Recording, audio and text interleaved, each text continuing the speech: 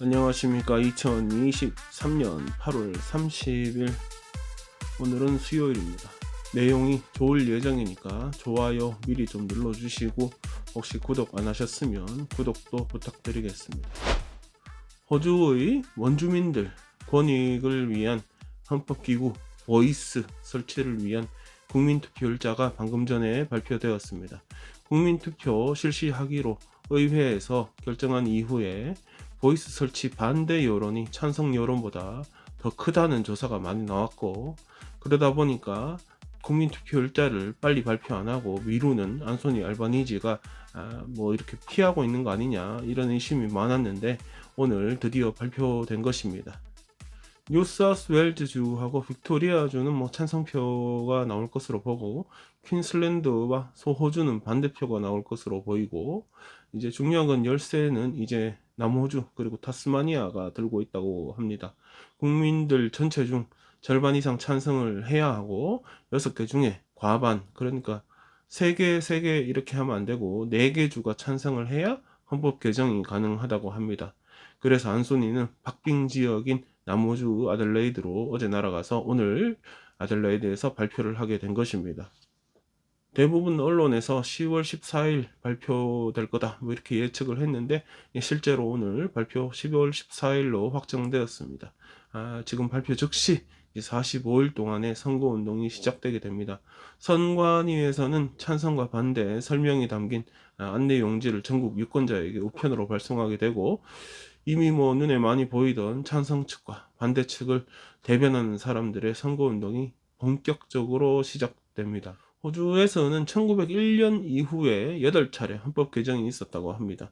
헌법이 개정이 되면 연령과 성별을 골고루 나누고 아이들과 장애인을 대변하는, 하여튼 호주 원주민들 20명으로 구성되는 보이스가 헌법기구로 설치가 되고, 이 헌법기구는 연방의회에 원주민 권익 보호를 위해 조언을 할 수 있게 됩니다. 지금 한창 안소니 알바니지 호주 수상이 날짜 발표한 이후에 이 보이스가 실제로 어떻게 작용할 것인지 설치될 것인지 설명을 하고 있습니다. 내일이나 봐서 정리해서 다시 한번 말씀드리겠습니다. 호주 연방정부에서 일하는 정치인들의 연봉 인상이 결정되었습니다. 연방의원들, 각 부서 공직자들, 하여튼 연봉이 4% 인상이 되어서 10년 안에 가장 큰 폭의 급여 인상이 결정된 것입니다. 그래서 이제 공직을 맡고 있지 않는 일반 의원들, 백벤처라고 하죠. 앞쪽 말고 뒤쪽 벤치에 앉아 있는 사람들 연봉은 현재 21만 7,060불에서 올라가가지고 22만 5,742불이 된다고 합니다. 수상직을 맡고 있는 안소니 알바니지, 이 사람은 돈 더 줘야 되겠죠? 이제 안소니 연봉은 58만 6,929불이 되었고, 반대편에서 수상을 견제하고 있는 야당 대표 피터 더튼 연봉도 올라가서 41만 7,623불이 되었습니다. 정치인들의 급여는 따로 독립기관을 두어서 판단하도록 하는데, 안 그래도 어제 아들레이드에서 질문을 받은 안소니는 지가 관여한 바가 없다 이런 대답을 하였습니다. 관여할 수가 없죠.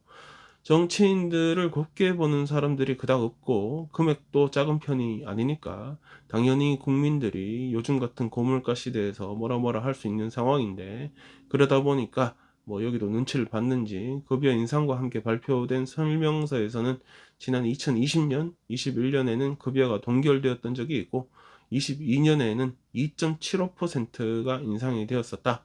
그러니까 이번에 4% 인상은 합당하다, 이런 내용이 있었습니다.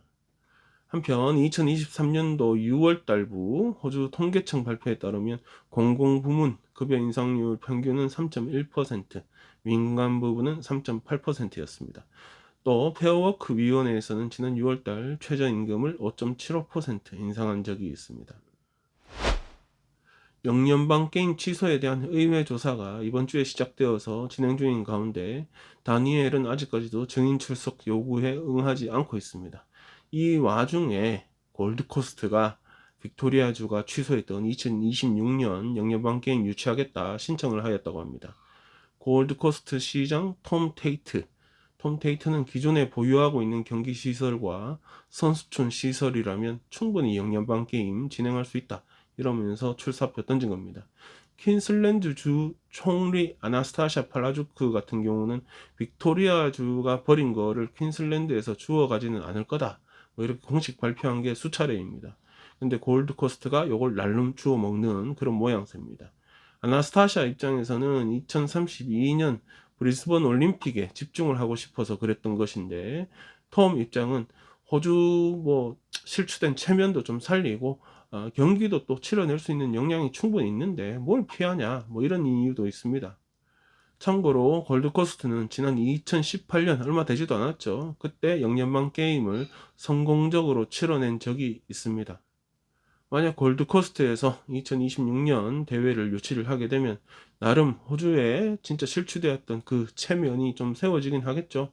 이제 빅토리아 주, 여는 주정부가 나섰는데도 못하겠다 그랬는데, 퀸슬랜드에 있는 골드코스트는 주정부보다 훨씬 작은 그냥 동네인데 거기서는 한다. 야, 이 빅토리아주 체면은 진짜 똥통 안으로 기어 들어가게 되는 것입니다. 통계청 발표에 따르면 호주인의 평균 은퇴 연령이 1년 더 늦춰졌다고 합니다. 2020년도에 조사했던 자료가 이제 나온 것인데 지금 2023년인데 뭐가 이렇게 오래 걸려서 나온지 내가 모르겠다만, 하여튼 여튼 여기서 조사된 것으로 호주인의 은퇴 나이는 56.3세라고 합니다. 생각보다 되게 젊네. 여성의 경우는 2018년도 조사 자료에서는 52세였는데 이번에 54세로 조사되었다고 합니다. 남성의 경우는 2018년 조사에서는 59.5세, 60세 조금 안 됐는데 이번에는 59.3세, 0.2세 준 거야? 뭐 그거네. 야, 근데 이거 뭐 너무 젊은 거 아닙니까? 그럼 나도 몇 년 안 남았다는 소린데. 대부분 호주인들은 65세에 은퇴하는 것을 계획을 잡고 있다, 뭐 이렇게 조사되었고, 조사 당시에 67만 3천 명의 호주인이 5년 안에는 은퇴한다, 이런 계획을 잡아놨다, 이렇게 대답했다 합니다. 노령연금, 에이지 펜션이죠. 에이지 펜션이 은퇴자의 주 수입원으로 파악이 되었고, 여성 은퇴자의 34%가 파트너의 소득에 의존해서 살아가고 있고, 남성 은퇴자는 7%만이 파트너의 소득에 의존하여 살아가고 있다, 이렇게 조사가 되었습니다.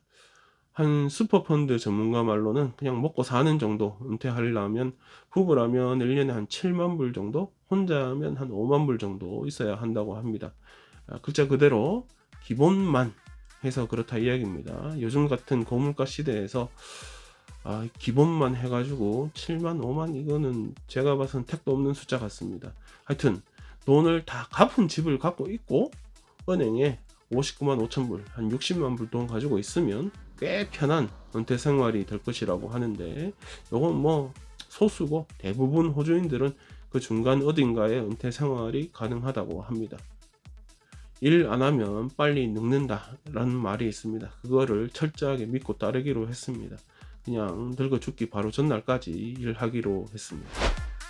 여러분의 은퇴 계획은 어떻습니까? 오늘 준비한 소식은 여기까지입니다. 즐거운 하루 되십시오. 내일 뵙겠습니다.